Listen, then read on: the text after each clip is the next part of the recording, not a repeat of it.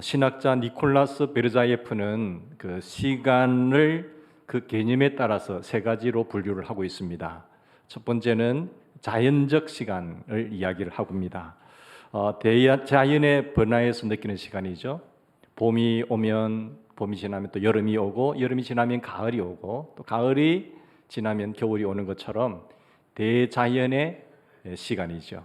자연 법칙에 따라서 움직이는 시간인데, 밤이 지나면 또 낮이 오잖아요. 자전과 공전의 법칙에 의해서 시간의 흐름을 이야기를 합니다. 그러니까 인간의 행위와는 전혀 관계없는 것이죠. 인간의 의지와는 전혀 상관이 없어요. 내가 어떤 의지와 어떤 일을 하든지 간에 이 시간적인 자연적인 시간은 계속해서 진행이 되는 것입니다. 그러니까 이 시간은 계속 흘러가는데 자연적 시간이다 라고 말을 하면서 또 하나의 시간을 역사적 시간을 이야기를 합니다. 이것은 자연적 시간을 이용해서 인간이 만들어가는 사건화시킨 시간이에요. 그래서 역사가 되는 것인데요. 주어진 환경과 싸우면서 뜻을 이루어지는 것, 뜻을 이루어는 삶, 그것이 역사적 시간입니다. 어떤 의미에서는 아무 일 없이 몇 천 년이 흘러갈 수 있습니다. 아무런 역사가 일어나지 않습니다. 그러나 어떤 사건을 만나잖아요. 그 사건 속에서 역사를 이루어내리지요. 그래서 새로운 역사가 창출되는 것입니다. 이것은 우리가 아는 바대로 인간의 역사 속에는 크고 작은 사건들이 많이 있습니다. 이 수천 년의 시간의 흐름 속에서 그 역사적인 사건을 만나서 역사를 이루게 되는 것을 보게 되죠. 그러한 시간에 부딪히면서 새로운 역사가 창조되는 것을 보게 됩니다. 이것을 우리는 역사적 시간이라고 하는 것입니다. 사건이 없는 시간은 진공 시간이에요. 사건이 없는 시간은 그냥 버려진 시간입니다. 그러나 사건이 이루어졌을 때는 우리는 그것을 역사라고 이야기를 하는 거죠. 세 번째는 실존적 시간이라는 그 개념이 있습니다. 영원이라고 하는 개념을 주어진 시간에서 어떤 증명되는 것, 그것이 실존적 시간인데 인간은 영원할 수 없잖아요. 근데 영원하신 예수님을 만남으로 말미암아 예수님이 내 안에 거하시고 나는 죽고 새로운 인생을 살아가는 삶, 그것은 바로 영혼과 연결된 실존적인 참된 시간이다라고 말을 할 수가 있는 것입니다. 영원한 삶의 가치를 얻게 되는 것, 그리스도 안에서 우리가 누리는 그 생은 정말 살아있는 시간, 실존하는 시간이다라고 보면 되겠습니다. 나아가서 실존적 시간은 창조적 시간이기도 합니다. 하나님의 크신 구원 사역에 연계된 오늘의 시간은 분명 정말로 소중한 시간이죠. 내가 나를 위해서 사는 것 아닙니다. 내 안에 그리스도께서 사시는 겁니다. 그리스도께서 내 주인 되셔서 역사를 이루어가는 삶, 하나님께서 나를 쓰시고 나를 부르시고 나를 통하여 당신의 역사를 이루어 가십니다. 이게 실존적 시간입니다. 그러므로 그 시간은 하나님의 시간이에요. 그 시간은 창조적 시간입니다. 그리고 여기에 인간의 삶의 본질적인 문제가 여기 있는 것입니다. 아무리 많은 세월을 산다고 하더라도 하나님과 연결되지 않는 시간은 죽어진 시간이에요. 창조적 시간이 아닙니다. 그 사람이 100년을 살았든지 그 사람이 50년을 살았든지 하나님의 영원하신 생명과 연결되지 않는 시간은 죽은 시간이다라고 보는 개념입니다. 다시 한번 생각해 봅시다. 사람이 시간을 보내는데 근심과 걱정과 염려와 시기와 질투와 미움과 이런 죄 짓는 일들, 그렇게 보냈다고 합시다. 이것은 버려진 시간이에요. 아무런 나에게 유익이 없는 버려진 시간, 미워하며 원망하며 증오하느라고 시간을 많이 죽이며 살았습니다. 이것은 빼앗긴 시간입니다. 그런가 하면은 내 삶의 감사와 기쁨이 넘치는 생을 산 그 시간은 살아있는 시간이에요. 가치 있는 시간입니다. 사랑하는 여러분, 우리가 감사하는 시간, 자유의 시간, 기뻐하고 지낸 그 시간만 내 시간입니다. 그 나머지는 내 시간이 아닌 것입니다. 차라리 그 나쁜 시간들 때문에 나를 망가뜨리고 생을 살아온 것이 되는 것이죠. 그래서 무의식의 시간은 죽은 시간입니다. 예를 들어서 잠을 자는 시간도 죽은 시간이지요. 또 술을 마시고 몽롱한 채 지낸 시간은 그 무의미한 시간입니다. 잠자는 시간도 마찬가지예요. 의식이 없는 그 시간들은 다 죽은 시간입니다. 그런 시간은 아무리 많은들 아무런 의미가 없어요. 내가 어떤 숨만 왔다 갔다 하는 시간 있잖아요. 아무 생각 없이 살아는 그것은 죽은 시간인 것이죠. 내 삶의 역사도 주변의 영향력도 전혀 느끼지 못하는 그런 시간인 것입니다. 우리가 내가 산 시간에서 빼야 할 시간들이 몇 시간인지를 계산해 보면 진짜 내가 산 시간들을 계산해 낼 수 있습니다.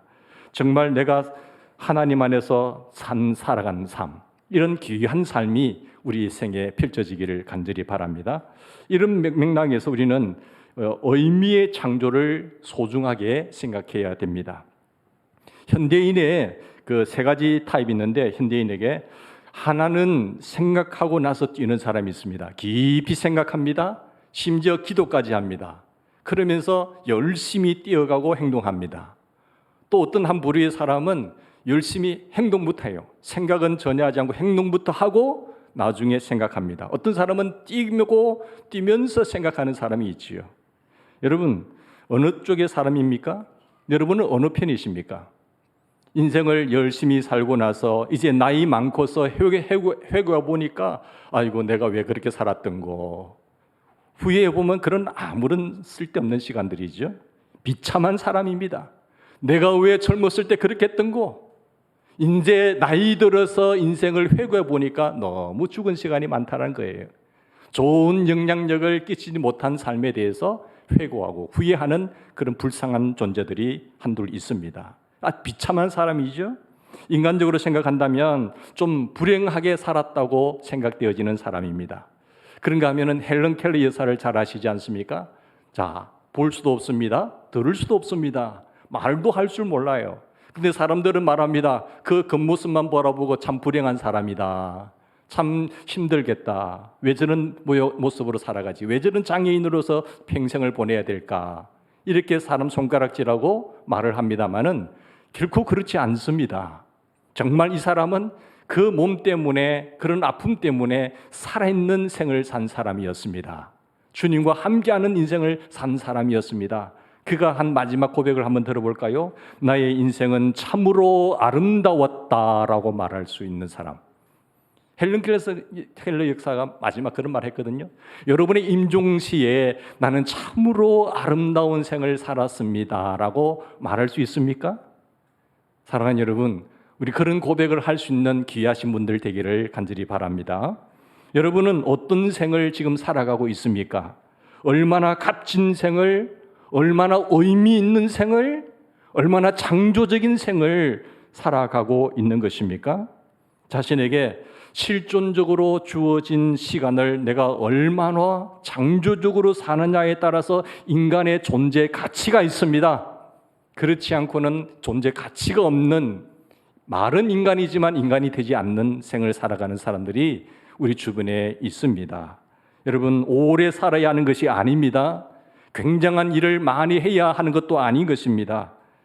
우리가 아는 대로 우리가 보면은 정말로 예수님께서는 오래 사시지는 못했습니다.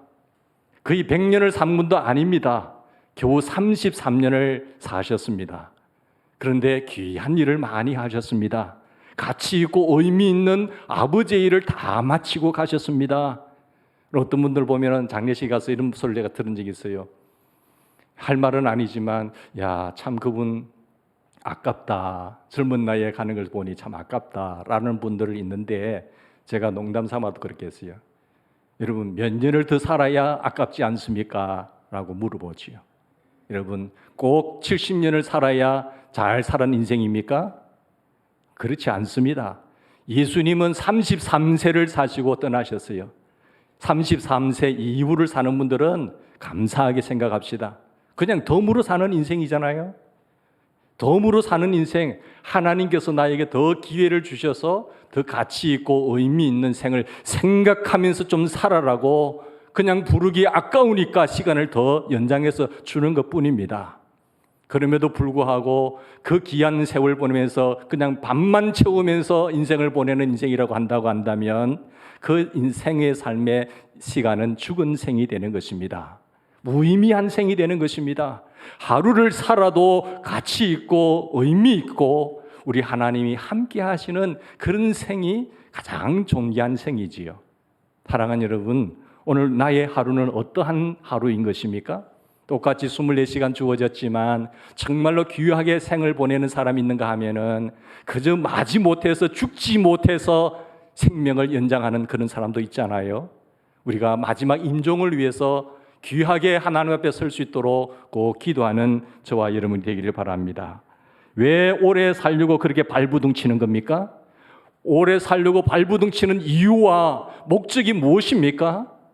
내가 하루를 더 살아야 될 이유가 무엇이냐고 우리 주님이 물으신다면은 1년을 더 살아야 될 이유가 무엇냐고 물으신다고 한다면 무엇하고 이야기 대답할 수 있습니까?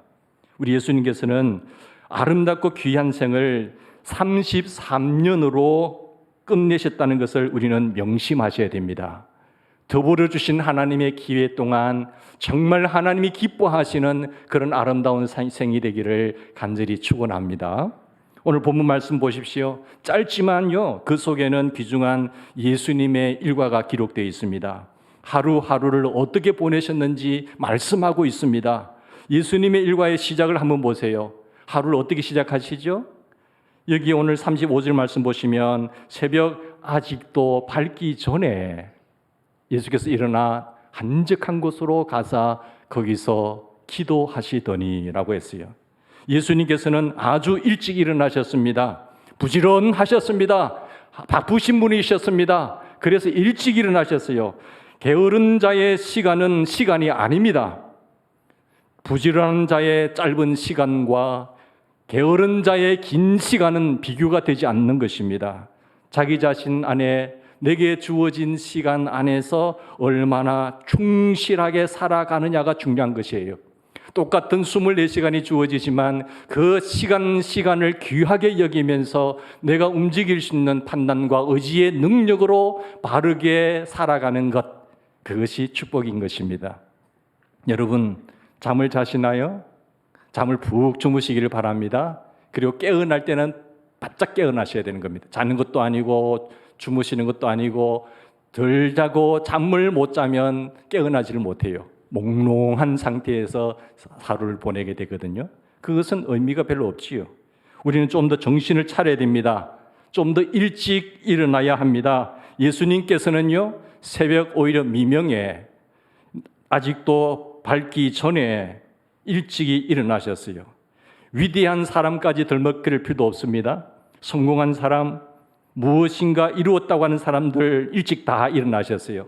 사업으로 성공한 사람들의 100명을 들어서 조사를 해보니까 그분들은 일반 보통 사람들보다도 3시간 일찍 일어납니다.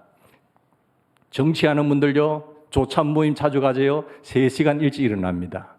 부지런합니다. 열심히 삽니다. 그래서 하루가 너무 바쁘기 때문에 개인 시간이 많기 때문에 중요한 시간들은 다 아침에 미팅을 갖는 것이지요. 사랑하는 여러분, 늦잠 자고 되는 일은 아무것도 없습니다. 한두 시간 먼저 일어나는 것 아니에요. 3시간 먼저 일찍 일어나는 것입니다. 늦게 일어나면요, 자기 건강도 제대로 지킬 수가 없잖아요. 건강을 지키려면 아니면 뭔가를 하려면 일찍 일어나셔야 되는 것입니다. 어떤 사람들은 보면 잠이 많아가지고 늦게 할 수 없이 그 일 때문에 12시 넘어서 주무시는 분들은 이해를 합니다만은 그렇지 않고 보통 사람과 시간의 흐름 속에서 지날 때에 아이고 누가 이거 새벽 기도라는 것을 만들어 가지고 사람을 이렇게 힘들게 만드나 이렇게 투정 부리고 불평하는 사람도 있습니다. 온 세계도 없는 이런 새벽 기도를 만들어 가지고 왜 이렇게 사람을 짜증나게 하나 말씀을 합니다. 여러분, 온 세계가 안 해도 다른 사람이 안 해도 좋습니다. 예수님께서 하셨다니까요. 우리 주님이 하셨다니까요. 주님이 하셨으면 말할 것이 뭐가 있겠습니까? 예수님께서는 새벽 미명에 일어나셔서 제일 먼저 아버지 앞에 나가셔서 한적한 곳에 가셔서 뭐 하셨어요? 기도하셨습니다. 그분은 하나님이시라도 아버지 앞에 먼저 엎드리셨습니다. 세상에서 가장 큰 죄가 무슨 죄인 줄 아세요? 도둑질입니까? 세상에서 가장 큰 죄가 살인입니까? 무슨 죄입니까? 기도하지 않는 죄인 줄 명심하시기 바랍니다. 그것이 죄라고 하는 사실을 여러분 기억을 하셔야 됩니다. 최대의 죄악이 그것입니다. 얼마나 교만하면 기도를 하지 않습니까? 여러분, 하나님은 제일 싫어하는 것이 교만한 사람인 것입니다. 기도하지 않고도 살 수 있다고 하는 그 교만한 생각, 그것보다 더 큰 교만은 없습니다.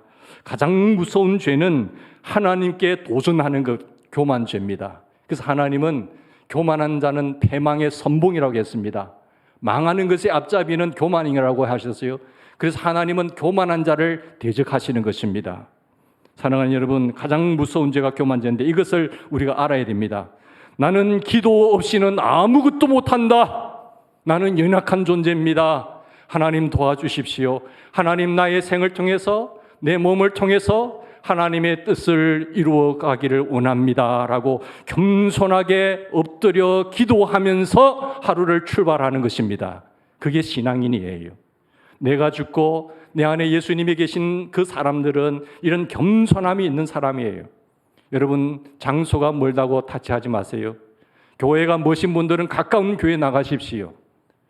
그렇지 않다고 교회가 멀어서 못하고 했더니 출근 시간이 바빠서 못하겠다는 건 핑계 대지 마십시오. 가까운 교회 나가셔서 꼭 기도로 시작하시고 하루를 갈 때에 우리 하나님의 도우심과 하나님께서 여러분들을 통해서 놀라운 일을 펼쳐 나가실 줄 믿습니다. 여러분, 기도를 중단하는 것은요, 최대의 불신앙입니다.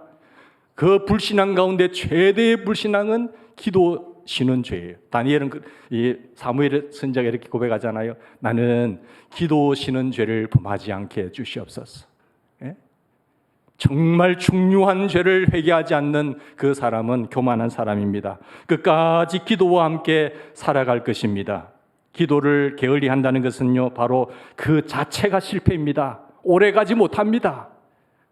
내가 내 인생의 내 경험과 내 지식으로 살 수 있다라고 하는 그 교만한 마음은요, 멀리 가지도 못해요. 머지않아서 실패합니다. 그런데 하물며 누가, 예수님께서도 기도하셨는데 누가 기도하지 않아도 된다고 말을 하고 있습니까? 여러분, 기도하지 않음으로 실패할 수밖에 없다고 하는 사실이죠. 모름지기 우리는 먼저 하나님의 뜻을 물어야 됩니다. 하나님, 내가 오늘 이 일 속에서 어떻게 해야 되면 좋을까요? 내가 이 일을 사건 속에서 내가 어떻게 해야 되지요? 하나님 아버지 앞에 물으면 절대 그런 말 할 수가 없어요. 절대로 하나님 앞에 기도하고 하나님의 뜻을 묻는 사람은 그런 행동하지 않습니다. 정말로 하나님의 뜻이 나를 향한 계획이 무엇인가를 하나님 앞에 물으셔야 됩니다. 내게 향한 하나님의 뜻이 어디 있는지 먼저 묻는 자세가 중요한 것이지요. 때문에 새벽 기도가 필요한 것입니다.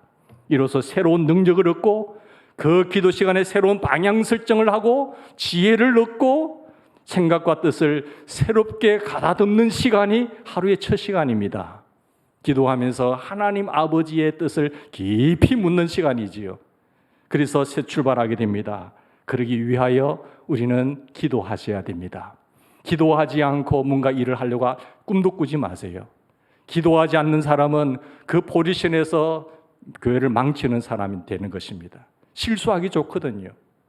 사랑하는 여러분, 무디 선생은 이렇게 기도하라고 했어요. 나는 안일한 생활을 위하여 기도하지 말고 강한 사람이 되기 위하여 기도하라 말했습니다. 옳은 말입니다. 여러분, 환경이 달라지기를 원하면서 기도하지 마세요. 환경을 새롭게 해주십시오라고 기도하지 마십시오. 그 환경 속에서 내가 그 어떤 환경 속에서 바르게 진실하게 강하게 설 수 있는 사람이 되게 해달라고 기도하시면 됩니다. 환경은요, 어려움이 올 수도 있어요. 사탄이 역사하는 시간이기 때문에 우리를 괴롭힐 수 있습니다. 불편한 시간이 될 수도 있습니다. 그러나 그 환경에 시험에 드는 사람이 아니라 환경을 뛰어넘는 사람, 그 환경을 지배하고 바르게 세워갈 수 있는 사람이 지혜로운 사람이라는 것을 주님은 말씀하고 있습니다. 건강을 위해서 기도하지 마십시오. 병들었던 건강하던 이 형편 속에서 내가 영적으로 강건하게 되기를 기도하시기를 바랍니다. 그렇게 되면 내 영혼이 잘된 같이 범사가 잘 되고 강건한 축복의 역사가 일어나게 되는 것이지요. 어느 외과 의사가 정말로 외과에서 늘 수술하지 않습니까? 근데 매일 수술하는데 환자를 마취시켜서 수술대에 뉘어놓으면은 그 시트를 뜯고는 수술 부위만 열어놓고 시트로 다 덮잖아요. 근데 보면은 마취까지 했으니까 이게 수술할 때 늘 이 꿰매고 자르고 하는 것이 이 고기 덩어리 하나 놓고 하는 모습이라고 해요. 그래서 이 외과 의사는 늘 기도합니다. 예수 믿는 사람이라서 하나님, 제가 이 사람을 고기 덩어리로 보지 않게 해주십시오. 인간으로 볼 수 있게 해주십시오. 그런 기도를 한다는 것이죠. 예?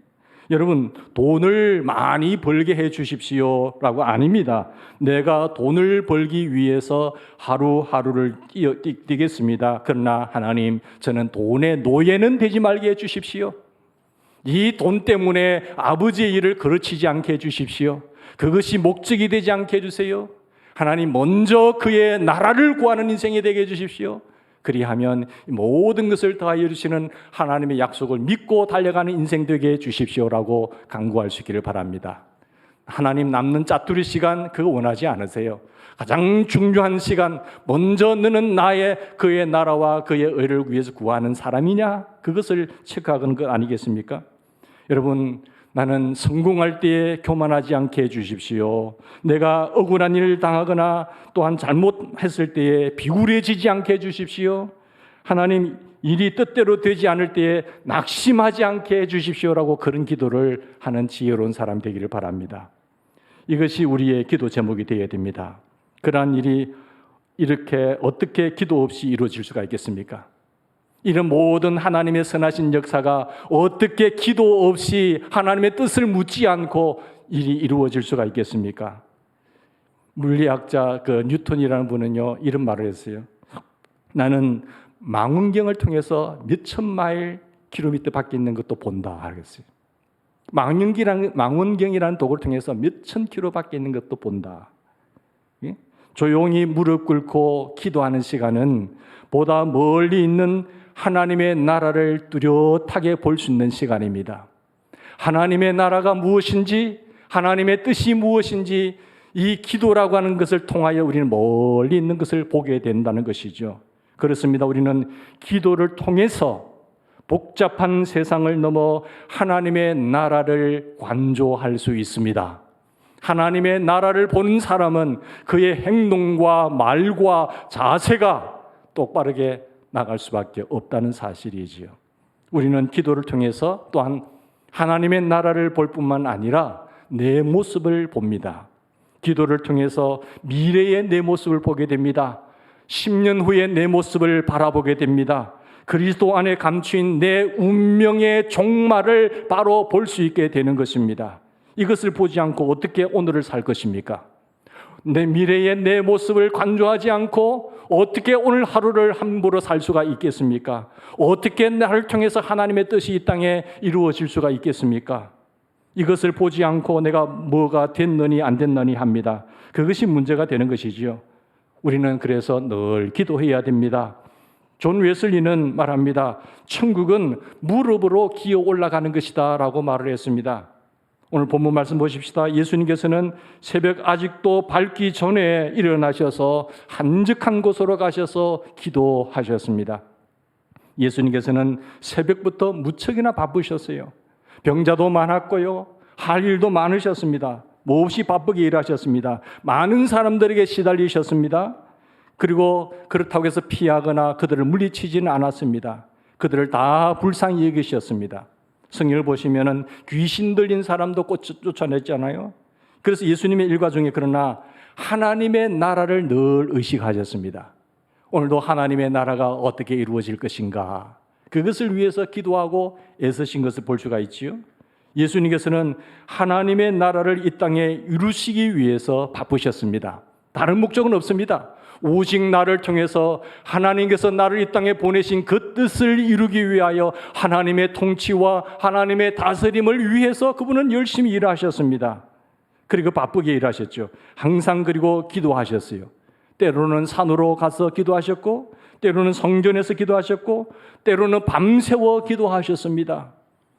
조셉 얼라이라는 사람이 늘 새벽에 일어나서 새벽 기도를 하는 분인데, 하루는 성전에 나와서 기도를 하는데 옆에 장사꾼들 소리가 들리더라는 거예요.